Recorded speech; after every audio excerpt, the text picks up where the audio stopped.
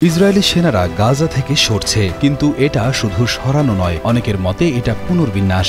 10 October শুক্রবার প্রকাশিত এক ভিডিওতে দেখা যায় সেনারা গাজা শহরের মধ্যে দিয়ে গাড়ি চালাচ্ছে। গাড়িতে ইসরায়েলের পতাকা লাগানো, যদিও ভিডিওটি কোথায় এবং কখন ধারণ করা হয়েছে তা নিশ্চিত নয়।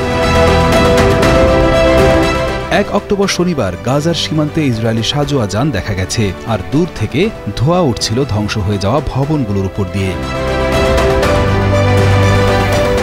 এর আগের দিন শুক্রবার সকাল 9টায় ইসরায়েল সরকার হামাসের সঙ্গে একটি যুদ্ধবিরতি চুক্তি অনুমোদন করে। এই চুক্তি অনুযায়ী 24 ঘণ্টার মধ্যে গাজার যুদ্ধ বন্ধ হবে এবং 72 ঘণ্টার মধ্যে হামাস ইসরায়েলি বন্দীদের মুক্তি দেবে। এই চুক্তিটি 9 অক্টোবর বৃহস্পতিবার মধ্যস্থতাকারীরা ঘোষণা করেন।